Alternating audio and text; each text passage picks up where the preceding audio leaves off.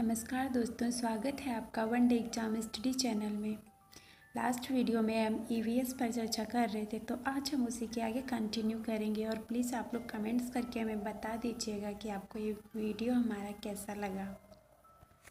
तो हम देखते हैं नेक्स्ट पॉइंट क्या है। इसी प्रकार चींटियाँ भी मिलजुल कर कार्य करती हैं। इसी प्रकार का मतलब यहाँ पे है। लास्ट में हमने मधुमक्खियों के बारे में डिस्कस किया था, तो मधुमक्खियों से ही लिया गया है। इसी प्रकार का मतलब मधुमक्खियों की तरह चींटियाँ भी मिलजुल कर कार्य करती हैं। सिपाही चींटी जो होती हैं बिल का ध्यान रखना उनका काम होता है। रानी चींटी जो होती है अंडे देने का काम करती है। और काम करने वाली चींटियाँ अर्थात जो श्रमिक चींटियाँ होती हैं वो भोजन ढूंढकर बिल तक ले जाती हैं। नेक्स्ट पॉइंट है गांधीधाम अहमदाबाद में है, मडगांव गोवा में है और वलसाड गुजरात में है। सोहना हरियाणा में है, कोझिकोड केरल में है, डेरा गाजी खान पाकिस्तान में है। नेक्स्ट पॉइंट है गोवा से केरल तक के रेल के रास्ते में 92 सुरंगें और 2000 पुल हैं। जब हम गोवा से केरल ट्रेन से जाएंगे तो रास्ते में 92 सुरंग पड़ेंगी और 2000 पुल पड़ेंगे। नेक्स्ट है केरल के कई भागों में एक जगह से दूसरी जगह जाने के लिए फेरी तथा अन्य तरह की नावों का प्रयोग किया जाता है। केरल में एक जगह से दूसरी जगह जाने के लिए फेरी और एक नाव जो होती है दूसरी तरह की उसका प्रयोग किया जाता है। नेक्स्ट है मलयालम में मौसी को वलियम्मा कहते हैं और नानी को अम्मूमा कहते हैं। अगला पॉइंट है बच्चों की पढ़ाई बीच में छूटने पर और बाल विवाह कानून यह बताता है कि लड़की की विवाहित निर्धारित आयु 18 और लड़के के लिए 21 वर्ष है। लड़कियों की जो शादी के लिए न्यूनतम आयु होती है वो 18 वर्ष होती है और लड़कों के लिए 21 वर्ष होती है। अगला पॉइंट है आंध्र प्रदेश में लोगों का एक समूह विशेष कैंप लगाता है। इस कैंप द्वारा कम उम्र की शादीशुदा लड़कियों को फिर से स्कूल भेजने में मदद की जाती है। जो कैंप लगाया जाता है इसके द्वारा देखा जाता है जिनकी कम उम्र में शादी हो जाती है उन लड़कियों को फिर से स्कूल भेजा जाता है। अगला पॉइंट है कर्णम मल्लेश्वरी आंध्र प्रदेश की रहने वाली है जो एक वेट लिफ्टर है। ये एक बार में 130 किलोग्राम तक वजन उठा लेती हैं। इन्होंने भारत के अतिरिक्त अन्य देशों से 29 मेडल जीते हैं और ये जो है 12 वर्ष की उम्र से ही वजन उठाने लगी थी। कबड्डी खेल के नाम। कबड्डी जो होता है कबड्डी की उत्पत्ति जो है भारत देश में ही हुई है और लगभग 4000 साल पहले भारत में उत्पन्न हुआ था। कबड्डी को गेम ऑफ द मॉस भी कहा जाता है। कबड्डी खेल जो होता है कौशल और शक्ति की आवश्यकता होती है इसमें।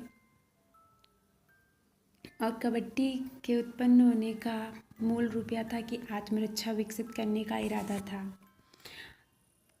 और इस कबड्डी के खेल के अन्य नाम है चेडू गुडू जो है दक्षिण में होता है, या हुतुतु इसको दक्षिण में कहते हैं और पूर्व में इसे डाडूडू और दूसरा है चू किटकिट जो होता है फीमेल्स के लिए होता है और डाडूडू जो होता है पुरुष के लिए होता है। इसमें पर साइड जो है 7 प्लेयर्स होते हैं। नेक्स्ट पॉइंट है ज्वाला लीला हीरा इनका संबंध कबड्डी से है और ये मुंबई से हैं, सीधा संबंध मुंबई से है। नेक्स्ट पॉइंट है उत्तराखंड में पहाड़ों के बीच एक ऐसा स्थान है जहाँ फूल ही फूल होते हैं। यह फूलों की घाटी कहलाती है। ये क्वेश्चन बहुत पूछा जाता है कि फूलों की घाटी कहाँ है, तो फूलों की घाटी जो है वो उत्तराखंड में है। अगला पॉइंट देखते हैं। अगला पॉइंट है कि मधुबनी बिहार की चित्रकला है जिसका नाम मधुबनी जिले के नाम पर पड़ा है। मधुबनी जिले के नाम पर ही मधुबनी चित्रकला का नाम पड़ा है। यह चित्रकला जो है पीसे हुए चावल के घोल में रंग मिलाकर बनाए जाते हैं। इस चित्रकला में जिन रंगों का प्रयोग होता है वो चावल के घोल में रंग मिलाकर तब बनाए जाते हैं।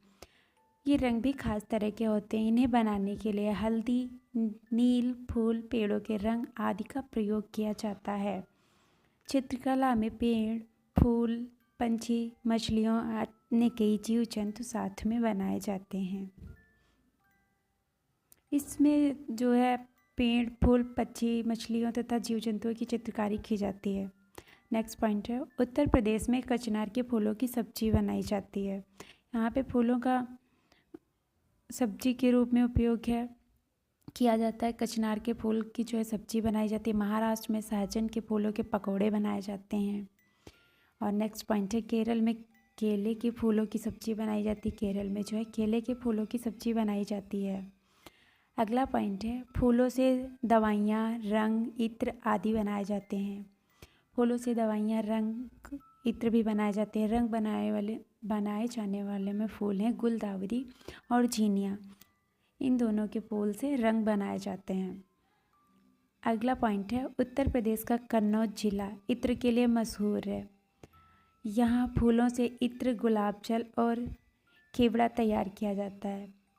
कन्नौज जिला जो है इत्र के लिए मशहूर है, इसीलिए कन्नौज को इत्र नगरी भी कहा जाता है।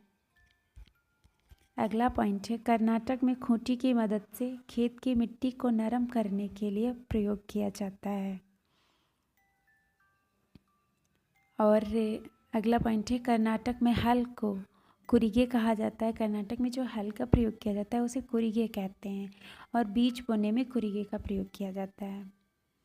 अगला है, कुछ पौधे खेत में बिना बोए ही फसल के साथ उगाते हैं, उन्हें खरपतवार कहा जाता है। इसे निकालना ज़रूरी होता है, नहीं तो सारा खाद पानी खरपतवार के लिए पर्याप्त होगा, फसल अच्छी नहीं होगी। जैसे कि खेत में जो हम फसल बोते हैं उसके अलावा भी जो उसके साथ में पौधे निकल आते हैं उन्हें खरपतवार कहते हैं। अब उसके बाद में जब हम खेत में कुछ भी खाद पानी डालेंगे तो हमारी फसल के साथ साथ वो जो पेड़ उगे हैं अनावश्यक हैं उन्हें भी तो ज़रूरत होगी, तो वो भी खाद पानी ले लेंगे। इसीलिए खरपतवार को निकालना बहुत ज़रूरी होता है।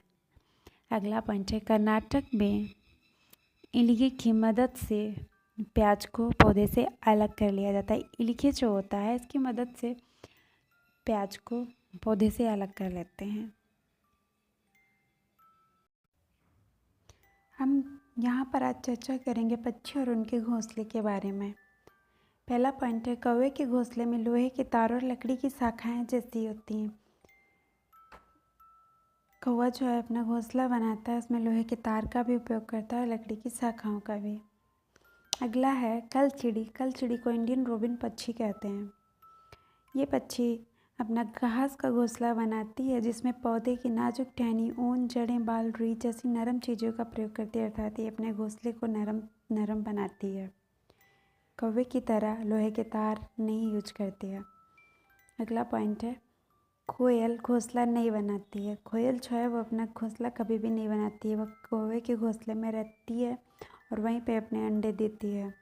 तो कौवा जो है अपने अंडे सेने के साथ साथ कोयल के अंडे को भी सेता है। अगला पॉइंट है, फाख्ता नामक पक्षी कैक्टस के कांटों के बीच या मेहंदी के मेड़ में अपना घोंसला बनाते हैं।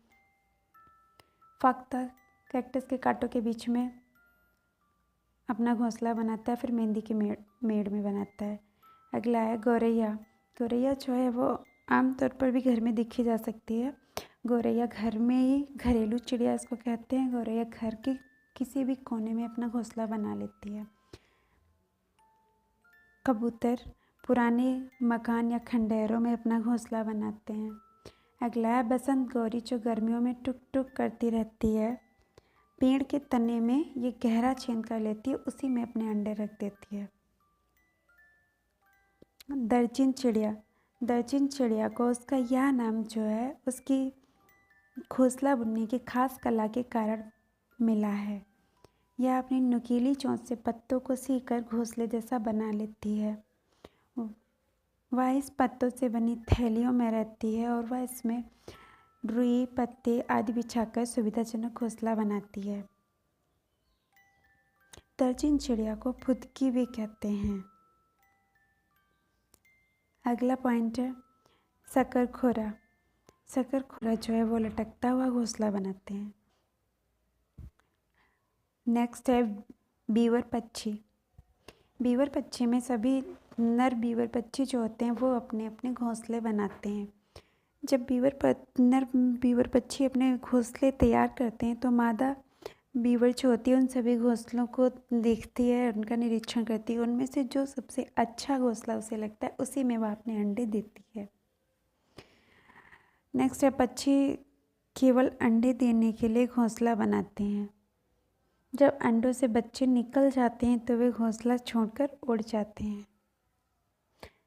दोस्तों आज की वीडियो में बस इतना ही। थैंक्स।